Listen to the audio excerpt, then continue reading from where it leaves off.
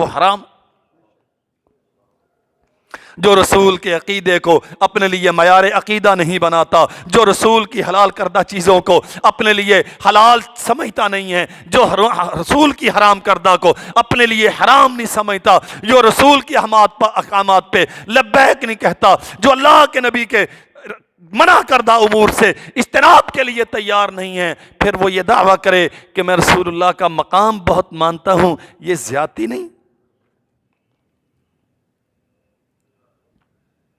وَيُحَرِّمُ عَلَيْهِمُ الْخَبَائِثَ، پاکیزہ کو حلال کرتا ہے. ذبیحہ اللہ کے نام پر غیر اللہ کے نام کا حرام ہے. بہت خوبصورت نیت، بڑی اچھی ہے. جہاں جا کے چڑھاوا چڑھایا جا رہا ہے مقام بڑا شاندار ہے. جو صاحب قبر ہیں ان کی ولایت کے چہار دانگے عالم چرچے ہیں، دنیا ان کی کرامات کی رہین احسان ہے. ساری داستانیں سچی جھوٹی اپنی جگہ پر، لیکن جو غیر اللہ کے نام کا ہے وہ حرام ہے. یحل لہم الطیبات، تیرے نبی کا مقام یہ ہے جس پہ انہوں نے کہہ دیا کہ یہ حلال ہے وہ حلال ہے، جسے حرام کر دیا وہ حرام ہے، چاہے استھان، مزار، قبر کتنی بڑی کیوں نہ ہو. وَيَضَعُ عَنْهُمْ إِصْرَهُمْ، نبی کا مقام یہ ہے وہ ناروا بوجھ اتارتے ہیں اپنے ماننے والوں کی گردنوں سے. کیا معنی ہے ان بوجھوں کا؟ رسم و رواج کے بوجھ، باطل عقائد و نظریات کے بوجھ. سمجھیے ذرا، اللہ کے نام پہ دو گے، نیت کا اخلاص چاہیے، عقیدہ ٹھیک چاہیے، رزق حلال کا چاہیے. محمد کریم صلی اللہ علیہ وسلم نے فرمایا ایک ٹکڑا کھجور کا دو، قیامت کے دن تمہارے پلڑے میں پہاڑ کے برابر وزن کیا جائے گا. اور غیر اللہ کے نام کا احد پہاڑ سونے کا بنا کے لٹا دو. وَيَضَعُ عَنْهُمْ إِصْرَهُمْ، یہ بوجھ ہم نے خود لاد رکھے ہیں اپنے کندھوں پر. مشرکین مکہ کے اس زمانے میں جس میں رسول کریم صلی اللہ علیہ وسلم کی بعثت ہوئی، اس میں یہ بوجھ موجود تھے. رسم و رواج کے بوجھ ہیں. کوئی آسمانی شریعت اصلی حالت میں ان کے پاس موجود نہ تھی. ہمارے خاندان قبیلے کا یہ طریقہ ہے، دوسرے قبیلے کا یہ طریقہ ہے، فلاں قبیلے کا یہ طریقہ ہے. اپنے اپنے وڈیروں کے احکامات پہ عمل کرنے والے، اپنے اپنے پیروں کے مذہبی پیشواؤں کے فتووں پہ عمل کرنے والے، اپنے اپنے خاندانوں کے رسم و رواجوں پہ چلنے والے. وَيَضَعُ عَنْهُمْ إِصْرَهُمْ، محمد کریم صلی اللہ علیہ وسلم کا احسان ہے انسانیت پہ. لوگوں نہیں، یہ جو جہاں وہاں جا کے جبین نیاز جھکاتے ہو نا، کبھی اس کے نام کا چڑھاوا ہے، کبھی اس کے نام کی قربانی ہے، کبھی اس کے نام پہ خیرات ہے، کبھی اس دربار پہ دیگ ہے، کبھی اس مزار پہ جا کے دوپٹہ چڑھانا ہے، کبھی اس کی قبر پہ جا کے چادر چڑھانی ہے. یہ سارے ناروا بوجھ ہیں. اس میں انسانیت کی تذلیل ہے، اس میں اموال کی اسراف ہے. کچھ نہیں چاہیے، اللہ کو اخلاص چاہیے. اور یہ جو قبریں بنی ہوئی ہیں یہ اس قابل نہیں ہے کہ ان پہ چڑھاوے چڑھاؤ. وَيَضَعُ عَنْهُمْ إِصْرَهُمْ، محمد کریم صلی اللہ علیہ وسلم نے انسانوں کے کندھوں سے یہ بوجھ اتارے. شریعت پابندیوں کا نام نہیں ہے، شریعت آزادیوں کا نام ہے.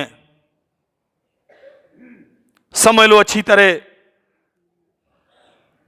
اور میں درخواست کروں گا، اور کچھ یاد نہ رہے تو یہ ایک جملہ اپنے ذہنوں پہ نقش کر لو.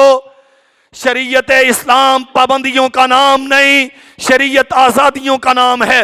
ہر بندہ پابند ہے. کوئی خاندانوں کے رسموں کا پابند ہے، کوئی پارٹی کے منشوروں کا پابند ہے، کوئی وڈیرے کے فتوے کا پابند ہے، کوئی مذہبی پیشوا کی آراء کا پابند ہے. محمد کریم صلی اللہ علیہ وسلم نے یہ ساری زنجیریں توڑوائی ہیں اور اللہ ذو الجلال والاکرام کی شریعت کا تابع کیا. تم یہ جو آزادیوں کے نعرے لگاتے ہیں نا، جھوٹ بولتے ہیں. آزادیوں کے نام پہ ان کی گردنوں کے طوق شریعت کی پابندی سے کہیں زیادہ وزنی اور بڑے ہیں. کون آزاد ہے دنیا میں؟ آزاد صرف وہ ہے جو مسلمان ہے، اور وہ آزاد ہے بندوں کی غلامی سے، بندوں کی عبادت سے، بندوں کی اطاعت سے، غیر اللہ کی پرستش سے، یہاں وہاں جبین نیاز جھکانے سے، اپنے بگانے کو بڑا ماننے سے، ننگے برہنہ بے حیا بے ابروؤں کو ولایت کے عظیم الشان منصب پر فائز کرنے سے آزاد، ایک اللہ ذو الجلال والاکرام کے سامنے جبین نیاز جھکانے کا پابند۔